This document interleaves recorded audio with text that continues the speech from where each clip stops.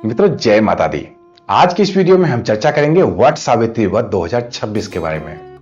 संपूर्ण जानकारी इस एक ही वीडियो में आपको मिलने वाली है, तो वीडियो हमारे साथ अंत तक जरूर बने रहिए। क्या क्या जानकारी आपको मिलेंगी इस वीडियो में?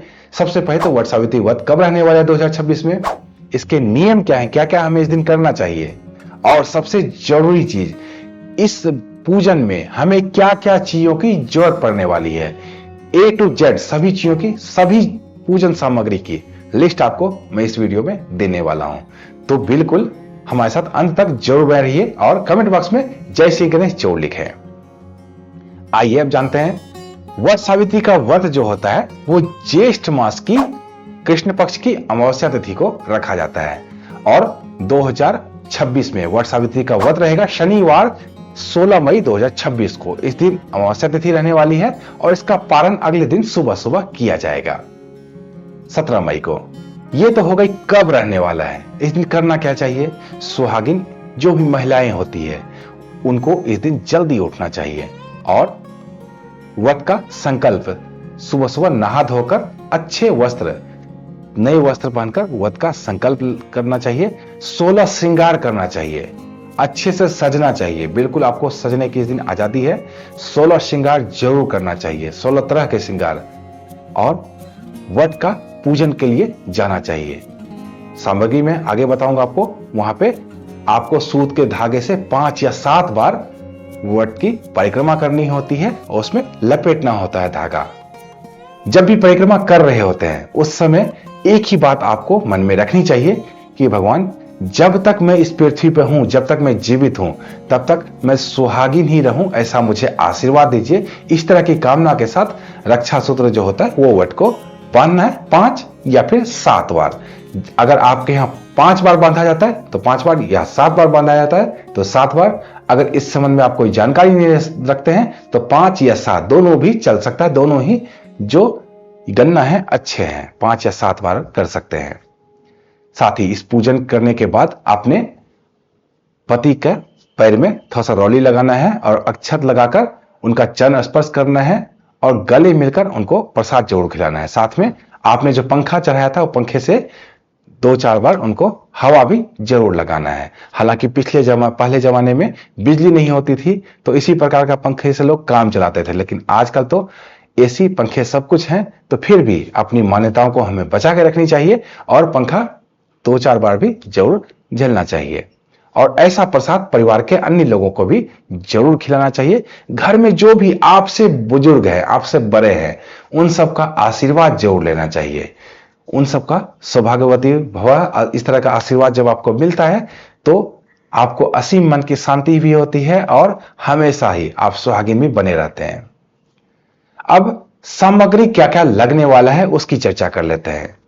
सावित्री या सत्यवान की मूर्ति, ये खास करके नवविवाहित के लिए है। अगर आप पहले से करते आ रहे हैं तो फिर आपके लिए ये बहुत ज्यादा जरूरी नहीं रह जाता है। मिट्टी या चंदन से बनी हुई मूर्ति जो होती है सावित्री और सत्यवान की, वो आपको चाहिए होगा। बांस का पंखा चाहिए होगा। पूजन के दौरान बांस का पंखा का बहुत ज्यादा महत्व है, तो ऐसा पंखा चाहिए होगा।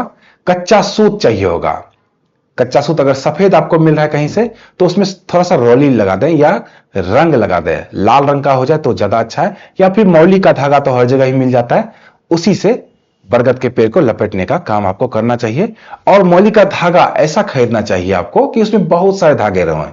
ऐसा नहीं कि थोड़े धागे रहें और बीच में आपको फिर ज्वाइंट करना पड़े, ऐसा नहीं करिए। ऐसा ही मोटा बड़ा मौली का धागा जो होता है वो खरीदिए, ताकि जब हम 5 या 7 बार भी परिक्रमा करें उसके बाद भी हमारे पास धागा बचा रहे। उसे बीच में ज्वाइंट करना, जोड़ना अच्छा नहीं माना जाता है, तो सिंगल धागे से ही आपको 7 बार परिक्रमा करनी है। तो इतना बड़ा मौली जरूर रख लेना है। जल से भरा हुआ कलश जरूर रखना है, तांबे या मिट्टी का लोटा यह हो सकता है। श्रृंगार की सामग्री जो आप वहां पे चढ़ाएंगे बरगद के पेड़ के नीचे, वो आपके पास जरूर होना चाहिए। 16 तरह के श्रृंगार के सामान होने चाहिए आपको। 16 तरह के श्रृंगार के सामान में सिंदूर, बिंदी, चूड़ियां, मेहंदी, काजल, सीसा, कंघी, आलता, और इसके अलावा अपने मन से देख लीजिएगा आप 16 तरह के जरूर श्रृंगार के सामान आपके होने चाहिए। लाल रंग का वस्त्र जरूर होना चाहिए। माता सावित्री को चढ़ाने के लिए। जो भी सुहागिन स्त्री को जिस प्रकार का भी वस्त्र चढ़ाना चाहिए वो आप खुद जानती हैं। लाल रंग का होना चाहिए, उसमें काला कहीं भी नहीं होना चाहिए। लाल रंग का वस्त्र रखें, धूप दीप अगरबत्ती आदि रखें, अक्षत, रौली और चंदन भी आपको रखना चाहिए। इसके अलावा आपको जनेऊ जरूर रखना चाहिए। फल वगैरह में क्या रखना चाहिए ताकि प्रसाद आप चढ़ा पाए? भीगे हुए चने रखने चाहिए। एक दिन पहले ही रात्रि में आप चने को फूलने के लिए दे देंगे, और ये जो भीगा हुआ चना है वो पूजा का अनिवार्य हिस्सा है, तो भीगे हुए चने आपको जरूर चढ़ाने। भीगे हुए चने आपको चाहिए होंगे। ऋतु वाले फल चाहिए होंगे, जैसे खरबूजा, आम, लीची, केला, जो भी इस ऋतु के फल है वो आपको जरूर रखना चाहिए। पकवान में आप कुछ ठेकुआ वगैरह भी बना सकते हैं। मिठाई, घर की बनी हुई मिठाई हुई तो और भी उत्तम। अगर घर की बनाई मिठाई को संभव नहीं है तो बाजार से कोई सफेद मिठाई रखना है आपको। अन्य वस्तुओं की बात करें, बांस की एक टोकरी चाहिए होगी जिसमें आप पूजन का सामान रख के बरगद के पेड़ के नीचे तक जाएंगे। तो ऐसी टोकरी, दीपक, घी या तेल का, कोई ऐसी बात नहीं है कि घी का ही दीपक होना चाहिए या तेल का ही होना चाहिए। घी का हो जाए तो अति उत्तम है, नहीं तो तेल का भी दीपक आप रख सकते हैं। पान के पत्ते और सुपारी चाहिए होंगे वहां पे अर्पण करने के लिए। दक्षिणा में कुछ पैसे चाहिए होंगे, पंडित जी जो आपको कथा सुनाएंगे वहां पे उनके लिए, या फिर कुछ चढ़ाने के लिए बरगद के पेड़ के नीचे ऐसे सिक्के आपको चाहिए होंगे। अगर कथा आप नहीं सुन पाते हैं, कोई आपको सुनाने वाले नहीं है, तो अपने चैनल पर भी कथा का वीडियो मैं लाऊंगा। उसे जब पूजन करके आप आ जाएं, क्योंकि उस दिन तो पूरे दिन आप व्रत में ही रहेंगे, सबका आशीर्वाद लेने के बाद अच्छे से सामने मोबाइल फोन रख करके और अच्छे स्वच्छ जगह पर बैठ के उस कथा को पूरा सुनना है, तभी कोई काम करना है। तो ये तो थी वट सावित्री व्रत से संबंधित संपूर्ण जानकारी। जो कोई महिलाएं इस समय, जिन महिलाओं को पीरियड आ जाता है और पूजन नहीं कर पाते हैं, उनके लिए भी मैं वीडियो चैनल पे लाया हूं, उसे भी जरूर देखिए। वहां पे विस्तार पूर्वक मैंने बताया है कि अगर किसी महिला को पीरियड आ जाता है तो अपनी पूजा को किस प्रकार से वो संपन्न कर सकती हैं।